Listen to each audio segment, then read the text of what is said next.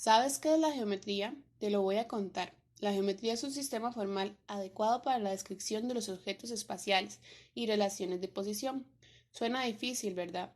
Esto se debe a que la geometría es una rama de la matemática que a lo largo de la historia ha tenido un desarrollo del cual ha formado parte una gran cantidad de matemáticos sobresalientes. Por eso te vamos a contar que desde el año 2000 al 500 a.C., la cultura en Mesopotamia surgió el problema con respecto a la medida de las figuras. Debido a esa necesidad de solucionar el problema, surgieron los aportes del cálculo de áreas, volúmenes, semejanza de figuras y consideran al número pi con un valor de 3 unidades.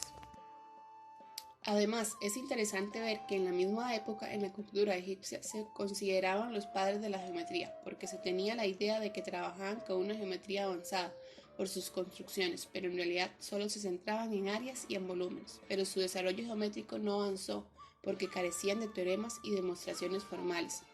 Después de muchos años en la cultura griega, del 800 a.C. al 400 después de Cristo, volvió a surgir otro problema, el cual estaba relacionado con el cálculo aritmético, mediciones y construcciones geométricas. Los griegos intentaron darle solución con los siguientes aportes.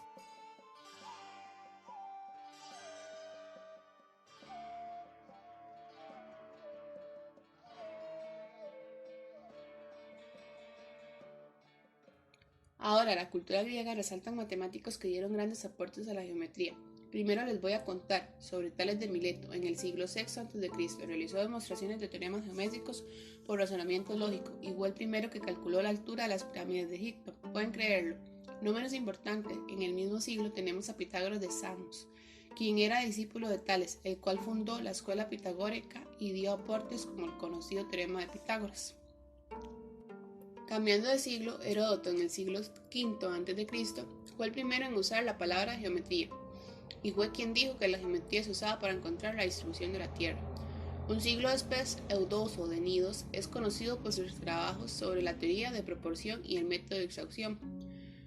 Continuando en el siglo IV hasta el siglo III a.C., Euclides escribe la obra más famosa de la matemática, llamada Elementos de Euclides, donde usa la geometría clásica, por eso se le considera el padre de la geometría, lo que conoce hoy como geometría euclidiana.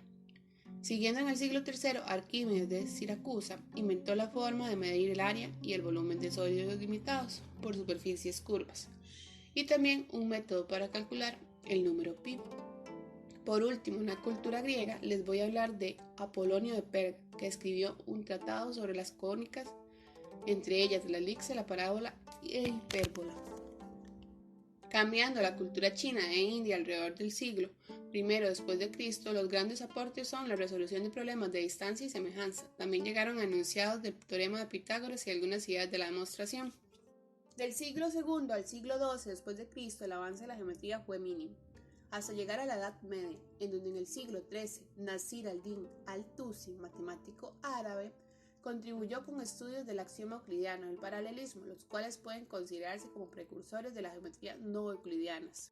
A partir de esta época resaltan matemáticos que se centraron en geometrías no euclidianas, como por ejemplo en Italia encontramos a Leonardo de Pisa, conocido como Fibonacci, el cual es el precursor de la geometría renancista, destacada en su obra Geometría Práctica, que se enfoca en problemas geométricos sobre la medida de áreas de polígonos y volúmenes de cuerpo. Ahora en Alemania, en Giordano Nemaruz, a quien se le atribuye la primera formación correcta del problema del plano inclinado. Avanzando en el siglo XIII tenemos a Nicolas Sorel, el matemático francés, quien utilizó en una de sus obras las coordenadas rectangulares para la representación gráfica de ciertos fenómenos físicos.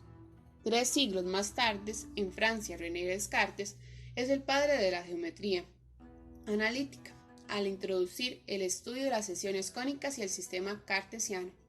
Después de Pierre de Fermat, también desarrolló una geometría de coordenadas, pero a diferencia de Descartes, este pensaba en la geometría analítica solo como una extensión de las ideas de Euclides y Apolonio. Además, en Alemania, Gottfried Wilhelm Leibniz publicó un artículo llamado Geometría de Situs, en el cual sentó las bases para lo que actualmente se conoce como topología. Un siglo después tenemos 3 grandes matemáticos: Leonardo Euler, matemático y físico suizo. Euler, en el segundo tomo de la obra Introducción al análisis de los infinitos, sistematizó la geometría analítica con todo rigor y formalidad. Ahora Alejo Clairaut traspasó los métodos de la geometría bidimensional a la tridimensional. Por último tenemos a Gaspar Monge, matemático francés, el cual introdujo los métodos de la geometría descriptiva, en donde surgen aplicaciones técnicas de la matemática y su formación como ciencia matemática espacial. Seguidamente, alrededor de 1830, Nikolai Ivanovich y Lowalensky y Janusz Boyden desarrollaron las geometrías no euclidianas, contribuyendo una geometría que satisface todos los postulados de la geometría euclidiana, excepto por el postulado de las paralelas. 20 años después, alrededor de 1850, William Rowan Hamilton, matemático irlandés, desarrolló lo que hoy conocemos como producto vectorial o producto cruz de vectores, como un desarrollo de alternos de su trabajo, con el álgebra de los cuaternios.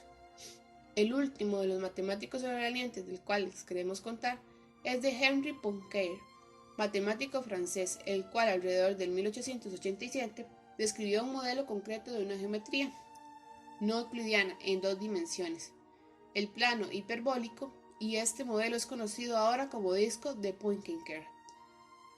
Como pudimos notar, esta rama de la matemática, que fue descubierta a lo largo de los siglos, ha crecido gracias a los aportes de muchos matemáticos sobresalientes y sigue actualmente desarrollándose en sus diferentes áreas.